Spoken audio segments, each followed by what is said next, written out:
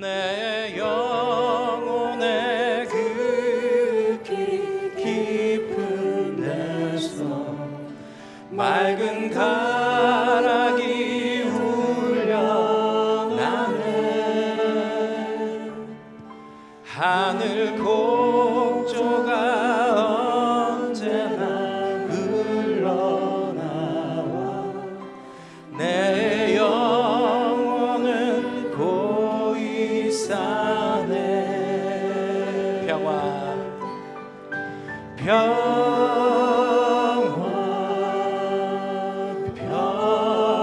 평화로다. 하늘 위에서 내려오네.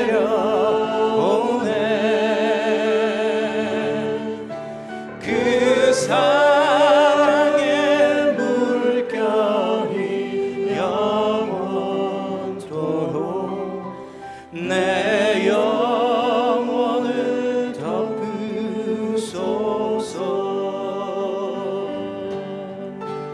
내 마음속에 솟아난 이 평화는 깊이 묻힌 보배로다.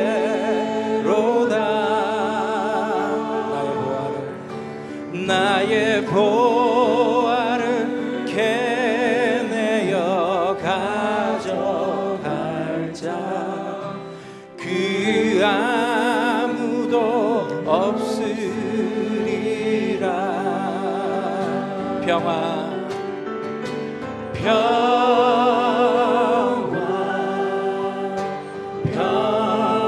평화로다. 하늘 위에서 내려오네.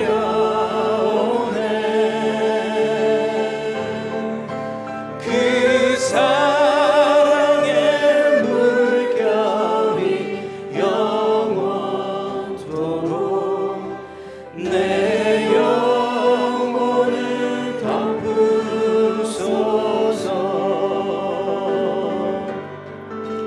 내 영혼의 평화가 넘쳐나는 주의 큰 복을 받으리라.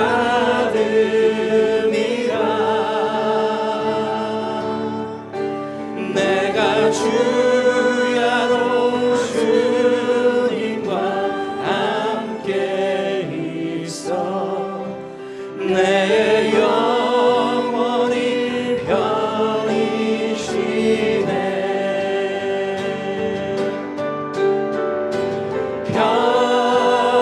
평화로다.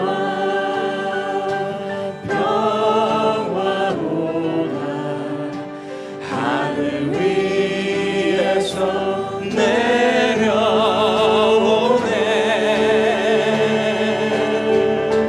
그 사랑의 물결이 영원토록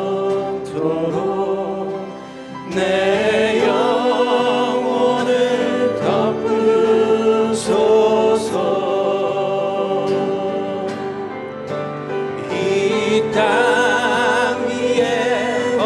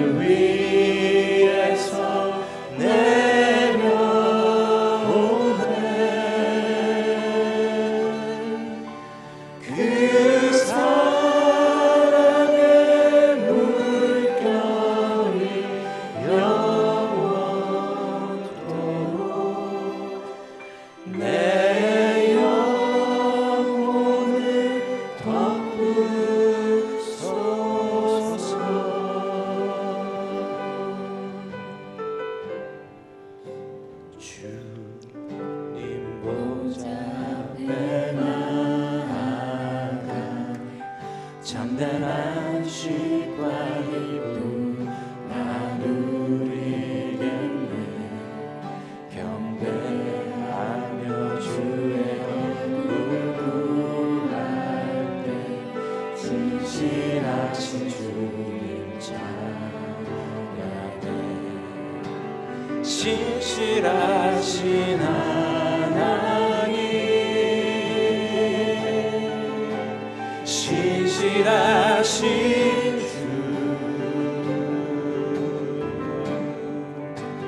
나의 주 하나님은 신실하신 주님. 기도 들으시네.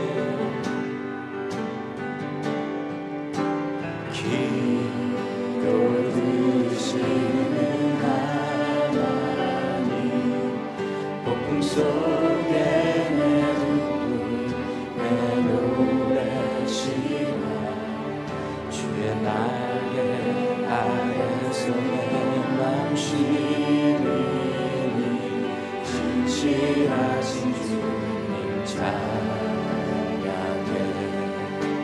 신실하신 하나님, 신실하신 주,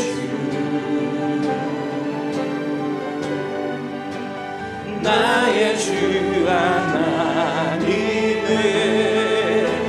신실하신 주님.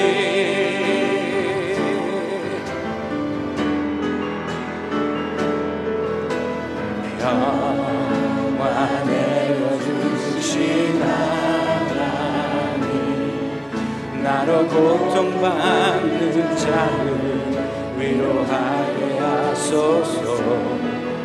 나의 평생의 주를 사랑을 전하리. 신실하신 주 찬양해. 신실하신 하나님, 신실하신 주,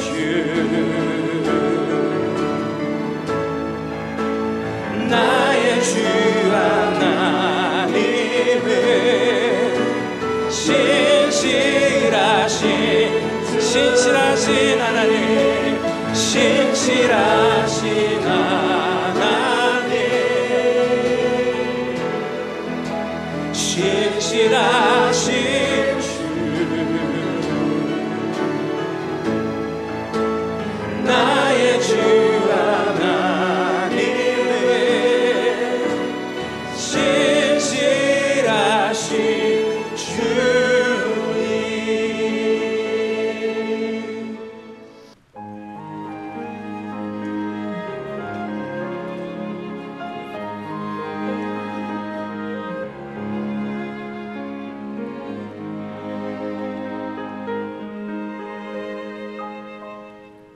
주소서.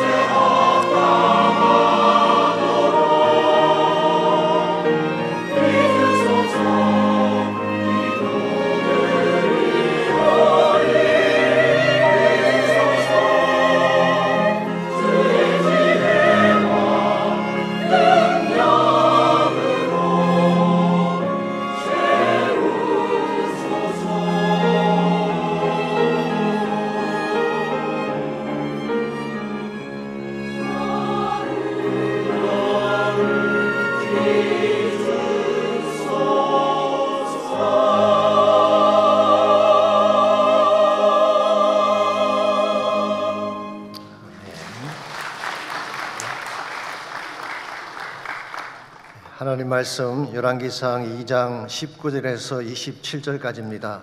25절까지만 함께 교독하도록 하겠습니다. 바스바가 이 아도니아를 위하여 말하려고 솔로몬 왕에게 이르니 왕이 일어나 영접하여 절한 후에 다시 왕좌에 앉고 그의 어머니를 위하여 자리를 베푸니 그가 그의 오른쪽에 앉는지라.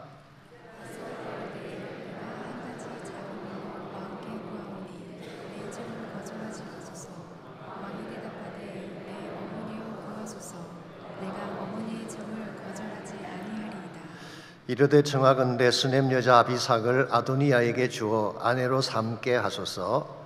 솔로몬 왕이 그의 어머니에게 대답하여 이르되 어찌하여 아도니아를 위하여 수넴 여자 아비삭을 구하시나이까.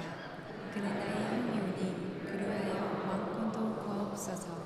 그뿐 아니라 제사장 아비아달과 수르의 아들 요압을 위해서도 구하옵소서 하고 여호와를 두고 맹세하여 이르되 아도니아가 이런 말을 하였은즉 그의 생명을 잃지 아니하면 하나님은 내게 벌 위에 벌을 내리심이 마땅하나이다.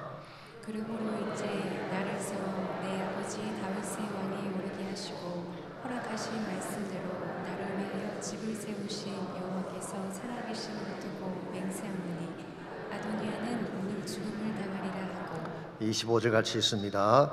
여호와의 아들 브나엘을 보내매 그가 아도니아를 쳐서 죽였더라. 아멘. 인생의 위기라고 하는 것은 꼭 큰 문제나 대단한 사건을 통해서 들어오는 것이 아닙니다. 작고 미미한 듯 보이지만 갈라진 텀새를 통해 침투하는 경우가 많습니다. 이 텀새를 영어로 크랙이라고 하는데요, 되게 작고 눈에 띄지 않기 때문에 무시하고 지나가는 경향이 있죠. 그러나 작은 것이라고 방치하게 되면 안 되는 것입니다. 그것이 나중에 큰 구멍이 되어서 전체를 붕괴시킬 수 있기 때문입니다. 비근한 예로 2003년도에 일어났던 콜롬비아 우주 왕복선의 참사 케이스를 들 수가 있겠습니다. 콜롬비아호가 이륙할 때에 단열재 조각 하나가, a piece of insulating foam, 작은 조각 하나가 떨어져 나와서 왼쪽 날개 부분을 쳤습니다. 여러분, 그 큰 우주선에서 작은 조각 하나가 만든 작은 크랙 하나, 그것이 뭐 대단한 문제가 되겠습니까? 우주 비행사들도 크게 신경 쓰지 않았고 나사 본부에서도 별 문제가 없다고 했습니다. 그랬는데 미션을 마치고 대기권으로 진입을 할 때 그 갈라진 텀 사이로 작은 불꽃이 들어가면서 순식간에 공중에서 폭발하고 말았습니다. 무시했던 작은 텀새가 우주선 전체를 산산조각이 나게 한 것입니다. 우리 인생도 마찬가지입니다. 인생을 붕괴시키는 것이 큰 문제나 위기 때문이 아닙니다. 눈에 보이지 않지만 작은 요소가 관계성을 깨뜨리기도 하고 가정이나 공동체를 무너뜨리는 경우를 흔히 볼 수가 있습니다. 오한숙희 씨가 쓴 부부 사르마르라는 책이 있는데요, 그 책 속에 이런 이야기가 소개가 되어 있습니다. 직장 때문에 혼자 지방에 내려가 회사 일을 하는 남편이 있었습니다. 식사는 주로 회사 구내 식당에서 하는데 매일 소세지 볶음과 인스턴트 식품이 나왔어요. 이걸 먹다 보니까 이 음식에 질릴 대로 질린 남편이 주말만 손꼽아 기다립니다. 집에 가면 반드시 김치찌개를 먹으리라. 그리고 늘 기다렸어요. 그랬는데 회사 이런저런 일이 생겨서 2주일 동안 집에 갈 수가 없었습니다. 그러다가 드디어 집으로 돌아온 남편이 들어오자마자 아내에게 김치찌개 놀이를 불렀습니다. 그랬는데 다음날 아침 정작 밥상에 오른 것은 참치와 소세지였습니다. 아내의 설명에 따르면 아이들이 집에서 제대로 밥을 먹을 수 있는 날이 일요일 뿐이기 때문에 아이들이 좋아하는 메뉴를 올렸다는 것입니다. 그때 남편이 소리를 칩니다. 애들 입만 입이냐? 내가 다시 집에 들어오나 보라. 그러고는 그날 밤 집을 사가지고 집을 나가버렸다고 합니다. 여러분, 과연 이것이 집을 나갈 사유가 됩니까? 누가 봐도 말이 안 되죠. 그런데 말이 안 되는 이것이 남자들에게는 말이 되기도 합니다. 자존심 때문이죠. 무시당하는 것 같고 집안에서 흑살이 껍데기 취급받는 것 같아서 욱하고 뛰쳐나간 것입니다. 그러므로 이것은 소세지나 참치에 대한 문제가 아니죠. 서로 떨어져 살면서 생긴 마음의 텀새를 통해 들어온 습습병이 문제가 된 것입니다. 이런 면에서 별것 아닌 것 같지만 너무 오랫동안 떨어져 지내는 것 바람직하지 않습니다. 그래서 사도 바울은 고린도전서 7장 5절에서 이렇게 권면했습니다. 서로 분방하지 말라.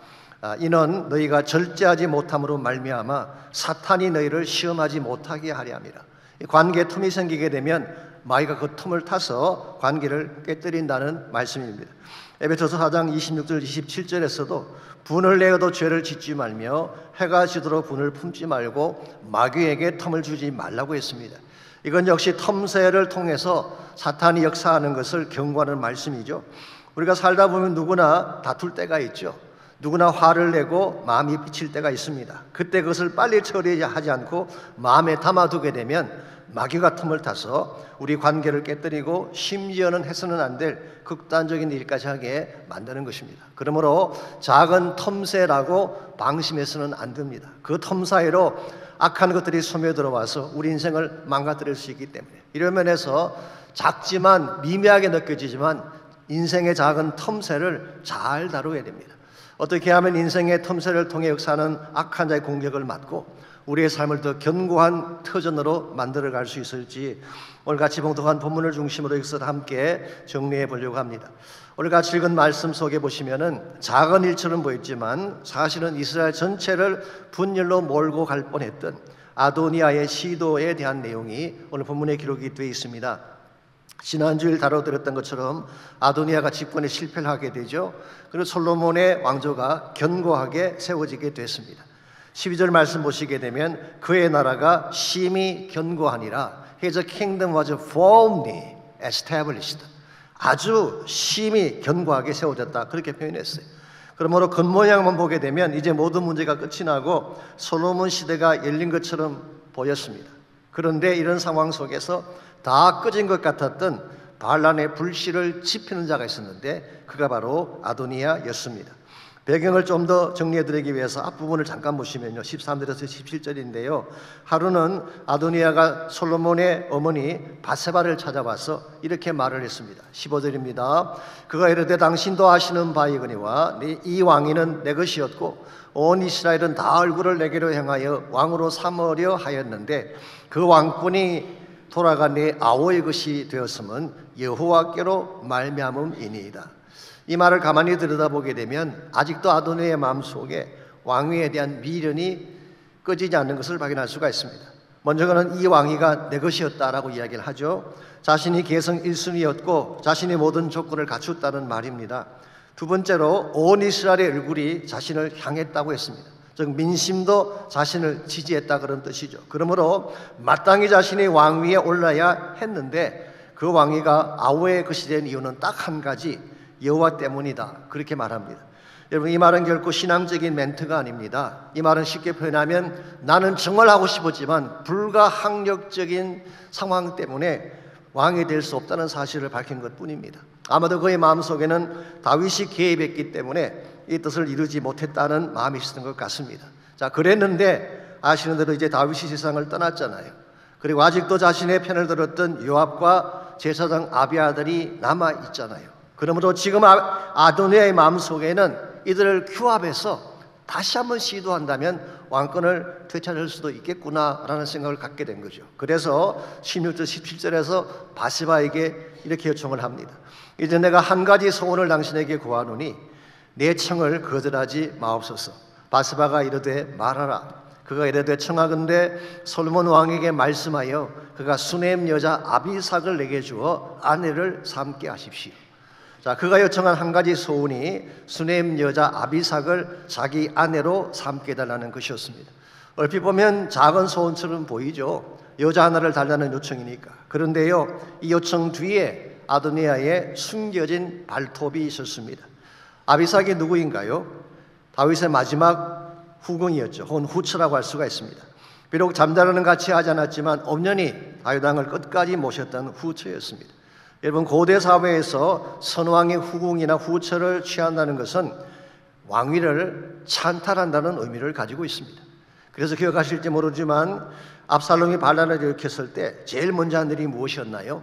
백주의 온 이스라엘 무리 앞에서 후궁을 취하는 일을 했습니다. 내가 왕 되었음을 확정하기 위한 그런 액션이었죠. 그러므로 오늘 본문에서 아도니아가 아비삭을 아내로 달라고 요청한 것은 사실은 왕이 되고 싶다는 의도를 밝힌 것입니다. 아마도 그의 마음속에는 이것을 계기로 아비삭을 아내로 맞이하는 것을 계기로 다시 백성들의 민심이 자신에게 돌아오지 않을까 그렇게 기대를 했던 것 같습니다. 자, 이와 같은 간교한 속임수가 담긴 요청인데 바세바는 이것을 어떻게 핸들했나요? 오케이, 내가 너를 위해 왕에게 간청해 주겠다. 그리고 20절 보게 되면 솔로몬에게 이렇게 요청을 합니다. 바세바가 이르되 내가 한 가지 작은 일로 왕께 구하노니 내 청을 거절하지 마십시오. 여기서 바세바는 이것을 한 가지 작은 일이라고 했습니다.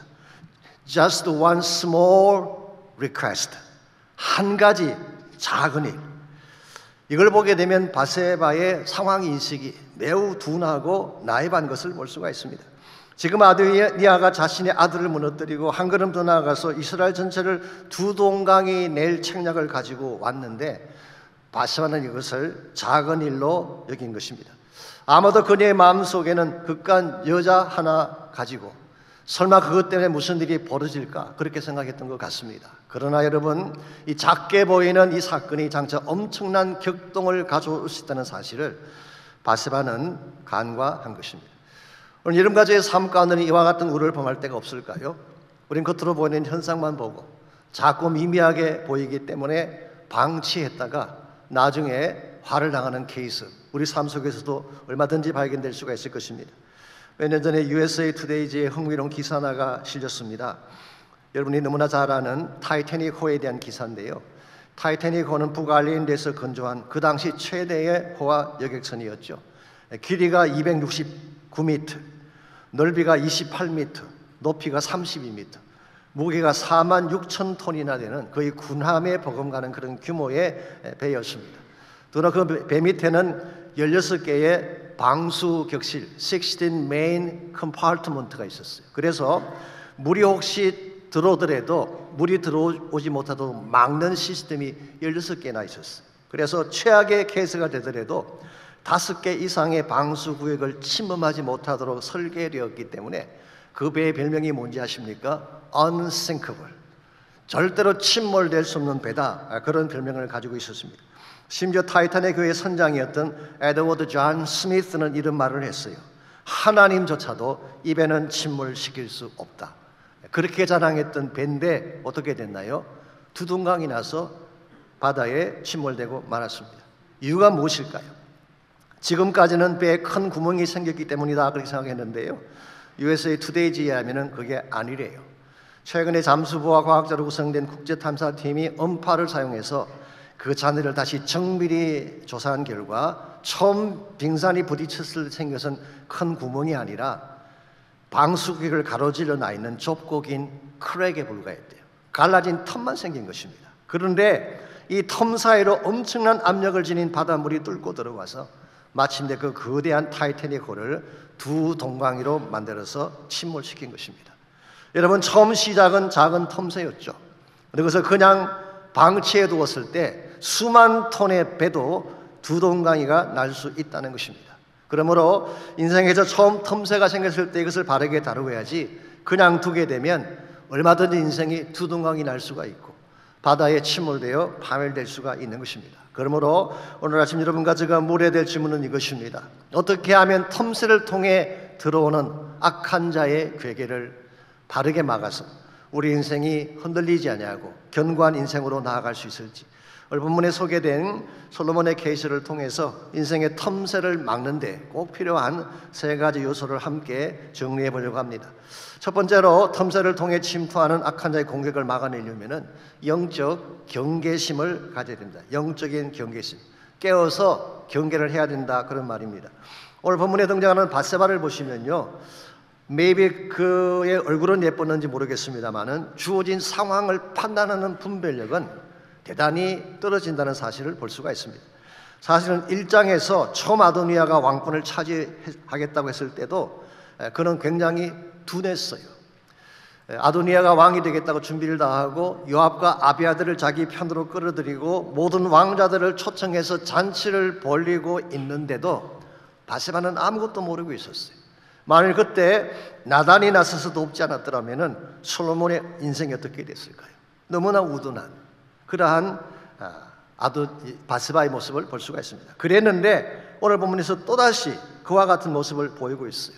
아도니아가 어떤 책략으로 자신을 방문했는지 전혀 파악하지 못한 채 아비삭을 그에게 주어지게 되면 넥스트 스텝이 무엇인지를 전혀 인식하지 못한 채 자신이 직접 나서서 간청해 주겠다라고 말하고 있으니 얼마나 한심한 엄마인가요?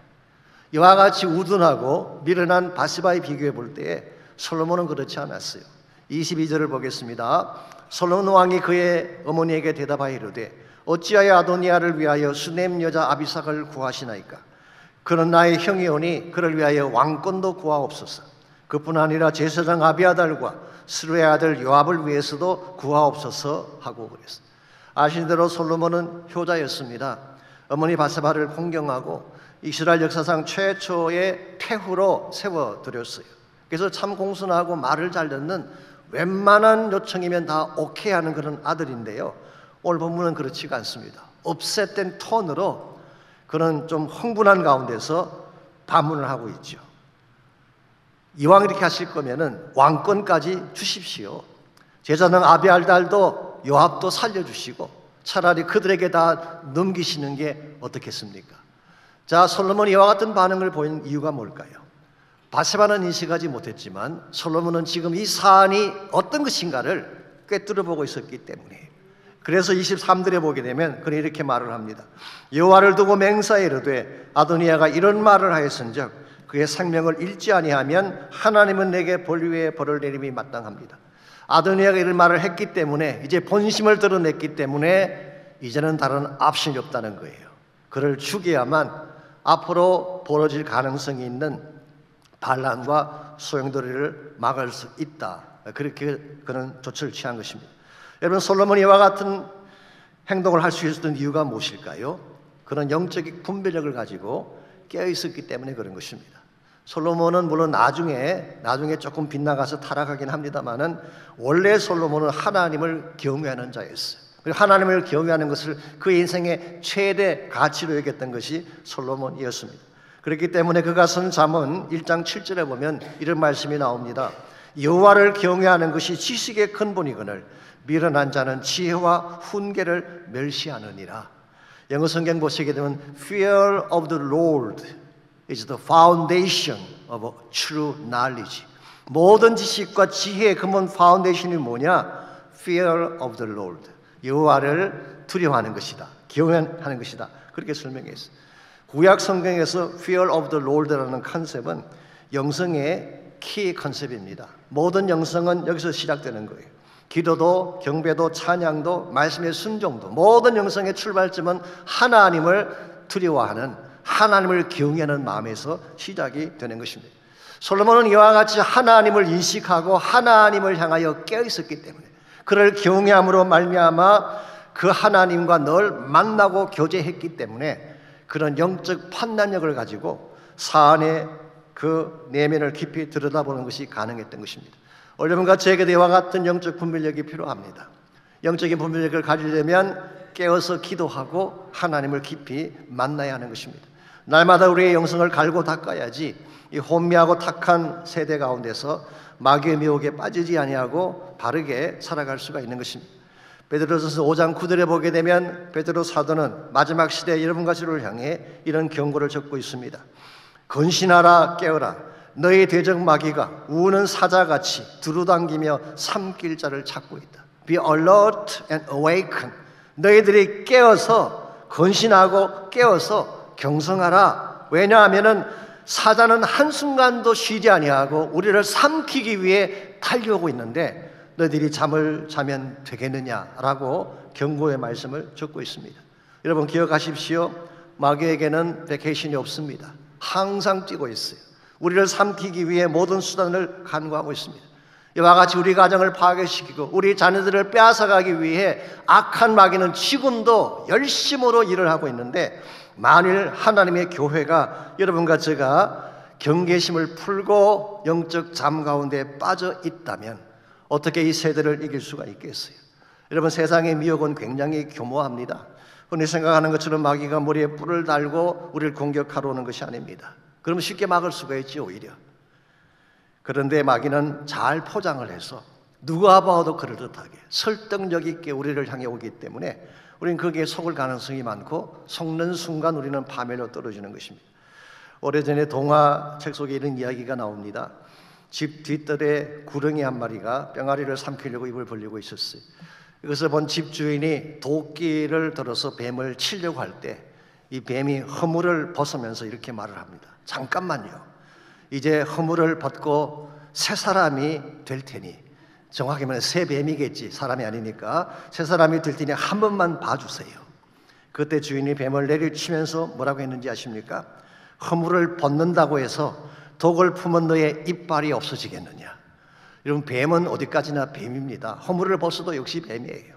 마귀는 아무리 포장을 해도 마귀일 뿐입니다. 광명의 천사로 가장을 해도 마귀는 마귀일 뿐이기 때문에 언젠가는 그 악한 이빨을 드러내서 우리를 물게 되는 것입니다. 그러므로 여러분들, 세상 흉내내지 마십시오. 악한 것은 모양이라도 흉내내지 말라고 했잖아요. 세상의 라이프 스타일 흉내내면 끌려 들어가는 것입니다. 잘못되면 파멸로 가는 것입니다. 한 번의 도박, 한 번의 마리화나, 한 번의 술, 한 번의 외도, 아무것도 아닌 것처럼 보이지만 여러분이 만일 아무것도 아닌 것 같아 보이는 그것에 손을 내밀게 되면 언젠가는 사탄의 이빨을 내밀어서 여러분 인생을 물게 되는 것입니다. 이런 면에서 세상의 악하면 악할수록 우리는 깨어서 기도해야 되는 줄 믿습니다. 잠자면 안 돼요. 하나님의 교회가 깨어나야 돼요. 영적인 잠에서 깨어나서 이 세상을 분별할 수 있어야지 세상의 미혹을 이길 수 있게 되고 하나님 영광을 위해 살게 되는 것입니다. 이런 면에서 8월 달에 뭐가 있다고 했나요? 중부기도 축제가 있습니다. 하나님 만나는 시간, 주의 보좌 앞에 나와 하나님 한 분만 바라보며 전심을 다해 기도하는 시간입니다. 놓치지 마십시오. 여러분의 가정이 회복되기를 정말 원한다면, 여러분의 자녀가 정말 깨어나기를 원하신다면, 교회가 정말 교회다워지고 복음이 다시 회복되기를 원한다면 꼭 나오셔야 됩니다. 만사를 제치고라도 나오셔서 주의 제단 앞에 엎드리고 기도할 때에 우리가 세상을 이기게 되고 악한 영을 정복하게 되는 것입니다. 이와 같이 우리가 틈새를 통해 침투하는 사탄의 공격을 막아내려면 1차적으로는 영적으로 깨어있어야 됩니다. 두 번째는 하나님의 약속을 확신해야 됩니다. 혹은 약속의 말씀을 확신하고 붙잡아야 된다, 그런 뜻입니다. 말씀을 붙잡고 살게 되면 그 말씀이 우리를 보호해 주시고 지켜주시는 것입니다. 24절 말씀 보겠습니다. 솔로몬이 아도니아를 이와 같이 치고자 했는데요, 그가 치려고 했던 그 이면에는 이런 확신이 그에게 있었어요. 24절입니다. 그러므로 이제 나를 세워 내 아버지 다윗의 왕위에 오르게 하시고 허락하신 말씀대로 나를 위하여 집을 세우신 여호와께서, 자, 여기서 여호와를 어떤 분으로 소개하느냐고 하면은 나를 세워 내 아버지를 대신해 왕위에 오르게 하신 여호와, 그리고 내가 왕이 된 것은 그분의 허락하신 말씀을 따라 왕이 됐다. 이 두 가지를 그는 확신하고 있어요. 첫 번째는 내가 왕이 된 것은 여호와 때문이라는 확신이죠. 정치력이 뛰어나서 왕이 된 게 아닙니다. 주변에서 도운 사람들이 많아서 왕이 된 게 아닙니다. 심지어 다윗이 개입했기 때문에 왕이 된 것이 아니라 여호와께서 나를 왕으로 세우셨다는 거예요. 그러므로 이 왕권이라고 하는 것은 누구도 함부로 다룰 수 없는 하나님이 지목해 주신 왕권이니까. 두 번째 확신은 허락하신 말씀대로 나를 위하여 집을 세우셨다. 여기 집이라는 말은 다이내시티, 왕조라는 뜻입니다. 하나님이 나의 왕조를 세워주셨는데 as he promised, 그가 약속하신 대로. 아마도 여기서 약속이라는 이 단어를 쓴 이유는 사무엘하 7장 12절에서 하나님이 다윗에게 하신 언약을 의미하는 것 같습니다. 다윗의 시에서 날 솔로몬을 통하여서 성전을 건축하고 앞날에 왕조를 세워나갈 그 약속, 이 약속의 근거에서 솔로몬이 왕이 되었다는 거예요. 그러므로 솔로몬의 마음속에 확신은 이것입니다. 하나님이 세우신 직분이고 약속을 따라주신 직분이기 때문에 아도니아가 아니라 온 이스라엘 백성이 다 동의를 해도 이건 내가 포기할 수 없다는 거예요. 이 말씀이 주는 확신이 있으면은 누가 뭐라고 해도 흔들리지 않을 수가 있습니다. 이런 악한 마귀는 우리를 미혹할 때에 항상 우리 마음속에 의심을 심어넣죠. 정말 그러냐? 정말 하나님이 너를 사랑하냐? 정말 믿는 대로 될까? 이 의심 마음을 심어줍니다. 그때 필요한 게 뭘까요? 하나님의 말씀이죠. 창세기 3장 보시게 되면요, 뱀이 하와를 유혹할 때 제일 먼저 던진 것이 뭔지 아십니까? 하나님이 참으로 너희에게 이 모든 나무 실과를 먹지 말라고 했느냐. 이 참으로라는 단어를 써므로써 의심을 딱 던져 주었죠. 자, 그때 하와가 Yes, God said it. 하나님이 그렇게 말씀하셔서 그리고 돌아섰더라면 아마도 유혹에 빠지지 않았을 텐데, 참 아쉽게도 하와는 그러지 못했어요. 결코 죽지 아니하리라는 뱀의 말을 듣고 선악과 나무를 쳐다보았어요.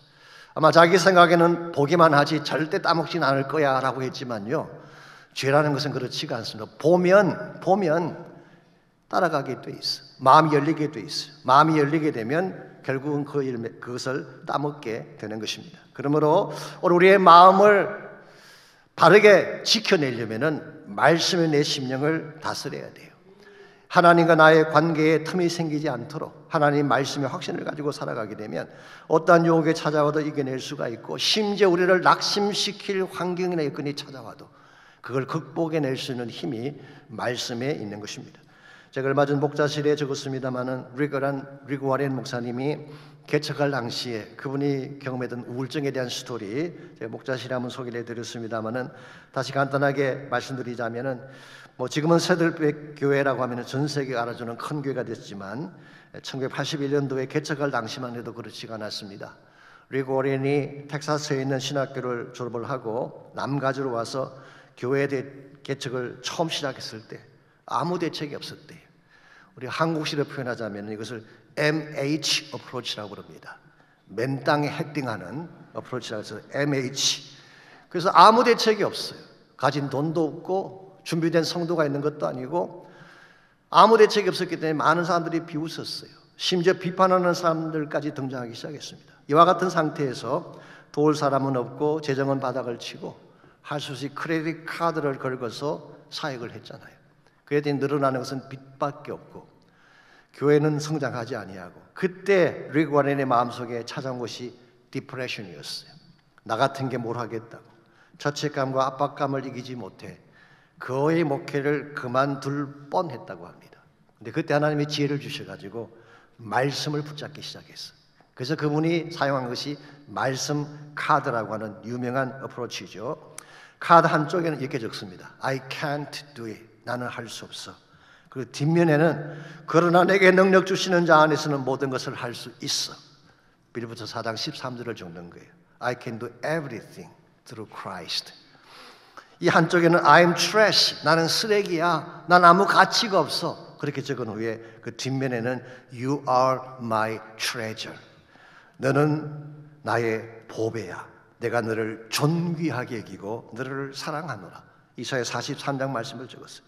카드 한쪽에는 It's all over. 이제 다 끝나서 끝장나서라고 적은 후에 그 뒤쪽에는 I've opened a door for you. 너를 위하여 열린 문을 두었노라. 요한계시록 3장 8절을 읽은 것입니다. 이와 같이 말씀 카드를 만든 후에 밤에 잠에 들기 전에 이 카드를 읽어요. 아침에 눈을 뜨자마자 이 카드 말씀을 가지고 선포하고를 시작합니다. 이걸 매일 했더니요 5개월쯤 지나가니까 디프레션이 떠나갔어요. 한 5개월 6개월 지나갔더니 그렇게 풀리지 않던 사역의 길들이 열리기 시작하면서 엄청난 속도로 교회가 성장했다는 간증을 그분이 하셨어요. 여러분 기억하십시오. 마귀는 항상 우리 마음속에 부정적인 생각을 심어주려고 합니다. 하나님 사랑을 의심하게 만들어요. 하나님의 능력을 믿지 못하게 만들려는 것이 마귀의 괴계입니다. 그때 필요한 게 뭘까요? 하나님의 말씀을 붙잡는 거예요. 약속의 말씀 붙잡는 것입니다. 말씀하신 것에 집중하게 되면 하나님이 우리 삶 속에 개입하셔서 참된 능력과 기적을 행하여 주시는 것입니다. 이와 같이 여러분과 제가 약한 시대를 살면서 악한 자의 공격을 막아내려면 1차적으로는 깨어서 기도해야 됩니다. 기도하지 않고 어떻게 마귀를 이길 수가 있겠어? 두 번째는 말씀을 붙잡아야 됩니다. 말씀을 붙들 때 하나님이 우리를 보호하시고 능력을 주시는 것입니다. 마지막 세 번째로 틈새를 통해 침투하는 악한 자의 공격을 이겨내려면 제단을 수축해야 됩니다. 여기 제단이라고 하는 것은 altar를 말하죠. 혹은 예배의 제단 그렇게 표현해도 되겠습니다. 우리 영적 삶 가운데에 다른 것은 무너져도 maybe 큰 결정적인 그 위기는 아니라고 할 수가 있는데요. 만일에 예배 지단이 무너지면 그때는 정말 절망적입니다. 모든 것이 다 흩어지기 때문에. 그러므로 가장 중요한 것이 여러분 삶의 한가운데에 지성소가 회복되는 거예요. 예배의 지단이 다시 세워지는 것입니다. 이게 건강하게 세워지지 아니하면 우리는 절대로 악한 자들을 이겨낼 수가 없습니다. 그래서 26절을 보시게 되면요, 왕이 아비아달을 자기 고향으로 쫓아내는 그런 장면이 기록되어 있습니다. 왕이 제사장 아비아달에게 이르되 내 고향 아나돗으로 가라. 너는 마땅히 죽을 자이로되 내가 내 아버지 다윗 앞에서 주 여호와의 궤를 메웠고 또 내 아버지가 모든 환난을 받을 때에 너도 환난을 받았은즉 내가 오늘 너를 죽이지 아니하겠다. 사실은 영모에 가담을 했기 때문에 아비아달을 당연히 죽여야 되겠지만 아비아달은 죽이지 아니하고 자기 고향 아나돗으로 추방을 시켰습니다. 그 이유는 다윗 앞에서 언약궤를 메었기 때문에, 즉 제사장이기 때문이다, 그런 말이죠. 그런데 27절을 보시게 되면 흥미로운 말씀 하나가 나옵니다. 아비아달을 쫓아내어 여호와의 제사장 직분을 파면하니 여호와께서 실로에서 엘리의 집에 대하여 하신 말씀을 응하게 하려 함이라. 이것은 오래전에 엘리 가문에 하나님께서 하신 그 말씀이 성취된 것이다, 그렇게 설명하고 있습니다. 조금 좀 더 설명이 필요한데요, 이스라엘의 초대 대제사장은 아론이었죠. 그리고 그의 아들들을 통해서 그 제사장직이 계승이 됩니다. 아론에게 4명의 아들이 있었는데요, 나답, 아비후, 이다말, 엘르아살입니다. 그랬는데 나답과 아비후는 레위기 10장에 보시면은 잘못된 불을 가지고 분향을 하다가 즉사하게 되죠. 그래서 아다말의 후손이 제사장직을 맡게 되고, 바로 이 이다말의 후손 중에 등장한 사람이 엘리 제사장 가문이에요. 그리고 엘리 제사장 가문에서 내려온 제사장이 오늘 본문에 나오는 아비아달입니다. 그러므로 엘리의 가문이 하나님께 어떤 일을 했길래 엘리 가문 자체를 끊어버리고 새로운 라인을 세우겠다고 말씀하는 것일까?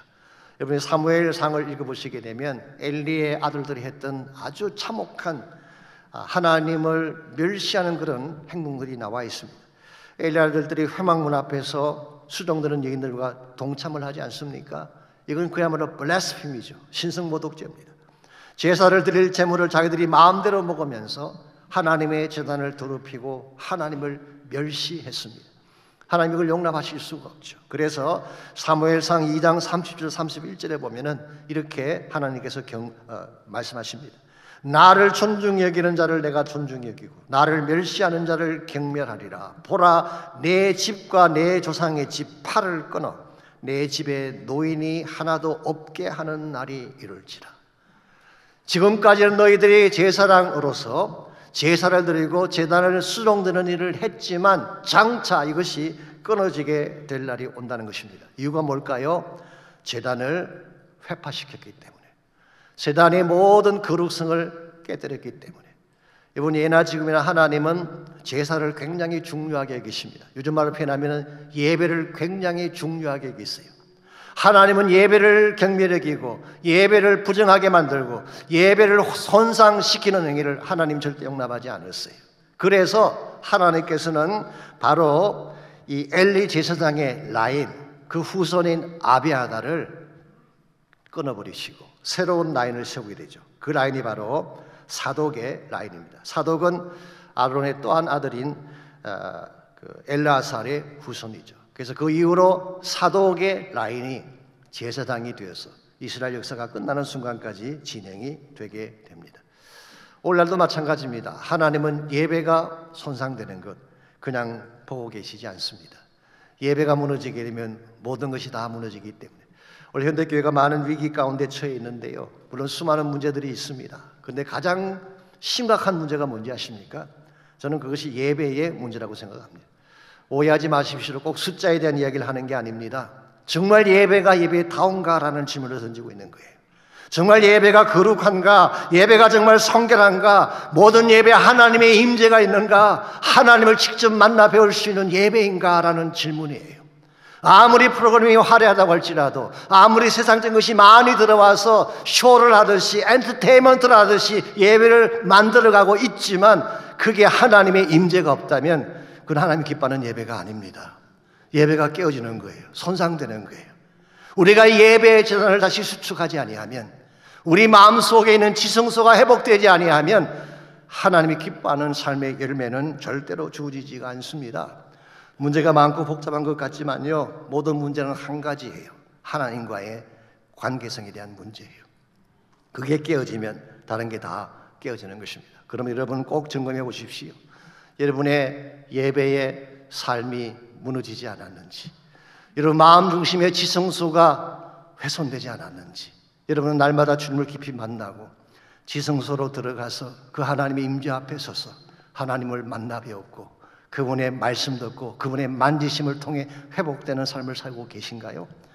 혹시 그것이 아니라면 우린 재단을 다시 수축하고 하나님 기뻐하지 않는 모든 더러운 것들을 다 토해내고 다시 거룩한 재단, 성결된 재단을 만들어서 하나님이 임재하실 삶이 되어져야지 세상을 이기고 승리할 수가 있는 것입니다. 여러분, 사탄은 오늘도 우리의 탐사를 파고 들어와서 우리 삶을 망가뜨리려고 합니다. 혹시 하나님과 여러분 사이에 틈새가 있다면, 영적인 틈새가 있다면 이걸 반드시 여러분은 막아야 돼요. 이 영적인 틈새를 이겨낼 수 있는 첫 번째 비결이 뭐라고요? 깨어서 기도하는 것입니다. 영적으로 깨어서 기도하게 되면 마귀가 우리 틈을 타고 들어올 수가 없습니다. 두 번째는 말씀으로 무장하는 것입니다. 내가 주께 범죄하지 아니하리하여 주의 말씀을 내 마음에 두었나이다.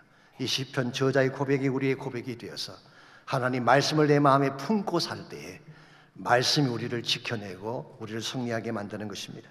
무엇보다도 우리 삶의 중심에 다시 하나님을 향한 예배가 회복되도록, 거룩한 지성소가 다시 회복될 수 있도록, 하늘의 장막이 우리 삶을 덮고 내 안에 깨어진 모든 것들이 다시 저 안에서 회복되어져서 참 소망과 영광 가운데 살아갈 수 있도록 여러분 결단하며 헌신하시기를 바랍니다.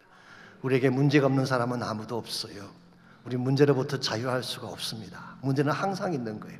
악한 마귀는 항상 우리를 공격하고 틈만 생기면 우리 안에 파고 들어와서 우리를 공격하려고 하지만 여러분이 깨어서 기도하기만 한다면, 말씀 붙들고 살아가기만 한다면, 예배의 재단을 날마다 마음에 품고 살기만 한다면 여러분 승리할 수가 있습니다. 지극히 높은 주님의 낮은 성소로 들어갑니다. 세상의 신을 벗고서 주 보좌 앞에 엎드리니 내 주를 향한 사랑과 그 신뢰가 사그러져 갈 때 하늘로부터 이곳에 장막이 덮이. 우리 다 일어나서 다시 한번 고백합니다. 지극히 높은 주님의, 지극히 높은 주님의 낮은 성소로 들어갑니다. 세상의 신을 벗고서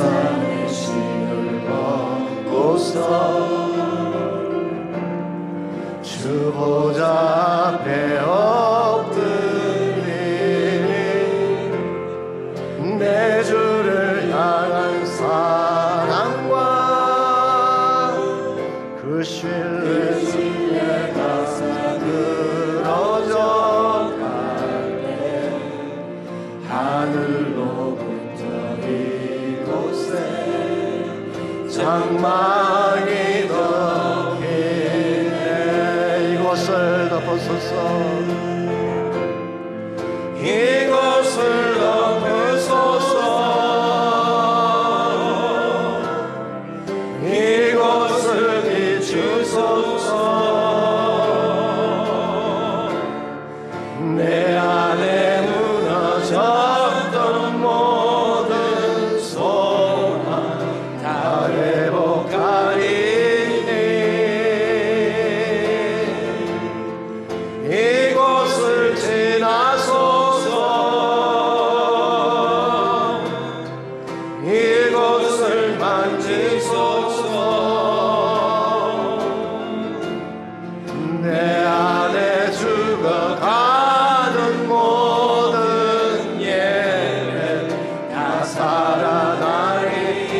이곳을 덮어소서. 이곳을 덮어소서. 이곳을 비춰주옵소서. 이곳을 비추소서.